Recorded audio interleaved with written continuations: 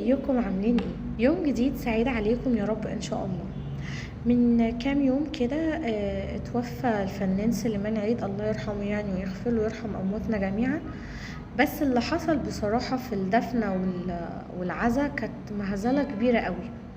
يعني بشوف دايما ان في كمية موبايلات بتصور صلاة الجنازة والدفنة والحاجات دي كلها، مش عارفة ليه. احنا متعودين طول عمرنا في اي فرح بنسجل فيديو او بنصور اللحظات الحلوة اللي بنبقى عايزين نسترجع تاني ونشوفها. بس اول مرة اعرف ان الواحد بيبقى عايز يسجل لحظات حزن، يعني زي الوفاة او الكلام ده كله. غير كل ده بقى، الناس اللي بتصور اهالي المتوفي وهم بيعيطوا وهم منهارين. ايه وجه الاستفادة في انك انت تصور حاجة زي كده؟ او ايه الفايدة اللي هتعود عليهم هم في حاجة زي كده؟ حضرتك ما راعيتش شهورهم. انت يعني انت ترضى لو انت مريت يعني بظرف زي ده ومات لك حد عزيز عليك، حد يقعد يصورك بالشكل ده؟ يعني ما يحترمش حزنك على ابوك او على امك مثلا او على اي عزيز ليك؟ اكيد لا. تحب ان انت تاخد مساحتك انت، يعني انت اصلا بتبقى في حالة صدمة. فليه الناس ما تحترمش ده؟ ما هو اللي مات ده بني ادم بقى، ممثل، مغني، مقرئ، مهندس، دكتور، كلهم بشر، كله زي بعضه. كلنا في الاخر بندفن في مكان واحد، وكلنا حسابنا عند ربنا واحد. فاللي بيحصل ده ليه؟ يعني ايه الفايدة اللي بتعود على الناس اللي بتصور الحاجات دي؟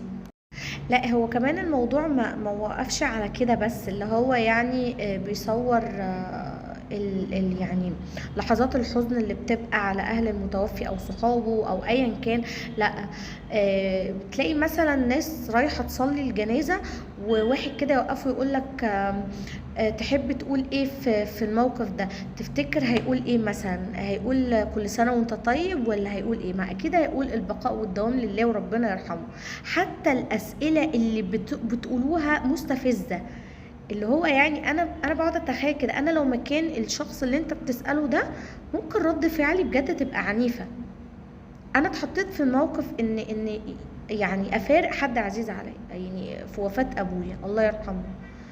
أه لا، كنت في حاله حزن طبعا وصدمه ويعني ما بتبقاش حتى مركز انت مين حواليك ولا بتقول ايه. فانتوا بجد بتقعدوا تعملوا حاجات بشعة.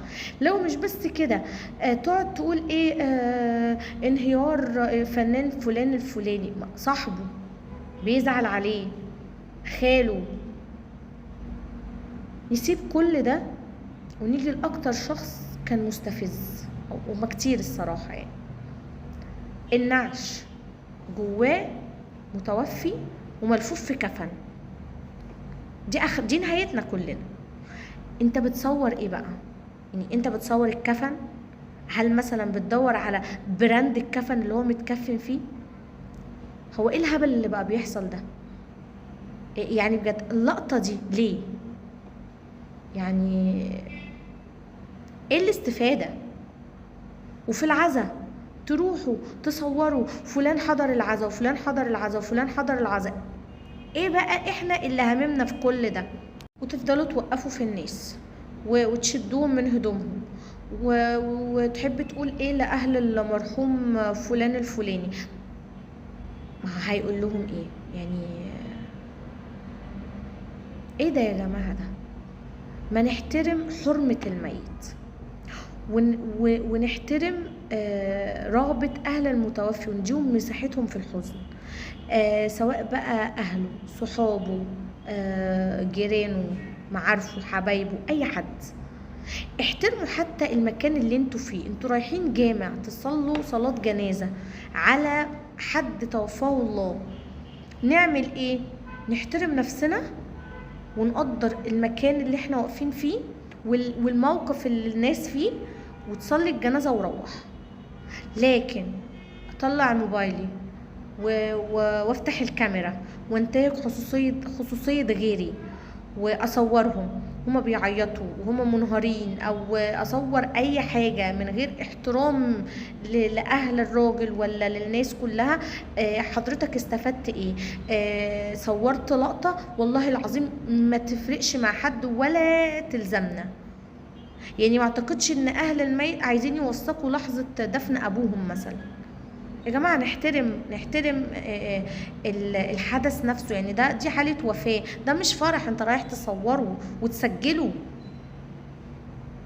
مش فارق معانا مين حضر الدفنة ومين حضر العزاء ومين صلى الجنازة ومين عيط، مين كان لابس اسود، مين كان سابغ شعره، كل ده مش فارق.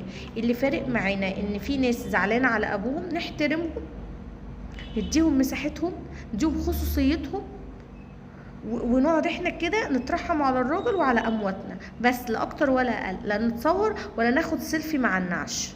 رسالة لكل المواقع او صفحات او اي شخص بيستنى خبر وفاة اي حد من المشاهير عشان يجري بموبايل ويصور. لو سمحت حط نفسك مكان اهل المتوفي، حتى لو انت ترضى يتعمل كده في ابوك او امك او اي حد شخص عزيز عليك توفى، يا سيدي هما ما يقبلوش. نحترم حرمة الميت. ما ينفعش ان انت تقف تصور مثلا الكفن، يعني الشخص وهو متكفن، ما ينفعش تصور لحظة دخوله القبر. يعني انت المفروض الحاجات دي بتبقى عظة لينا كلنا، نتعظ، نراجع نفسنا في دنيتنا. لكن ان انا اصور لحظة دخوله القبر واقول مين وقف يودعه ومين قال له باي باي ومين الكلام ده كله، لا ده مش صح وده غلط. يا ريت نحترم حرمة الميت ونحترم اهل الميت نفسه، ونراعي ربنا شوية في الحاجات اللي احنا بنصورها. مش كل حاجة دلوقتي ينفع تتصور، على فكرة مش كل حاجة ينفع تتصور. نراعي ربنا وفعلا يعني محدش يرضى كده ابدا بكل اللي بيحصل ده خالص.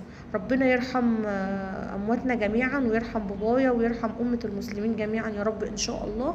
ويا رب ما حد يتوجع على حد منه. يعني انا عارفة ان هي دي سنة الحياة ولكل اجل كتاب، فربنا يرحم امواتنا جميعا يا رب ان شاء الله.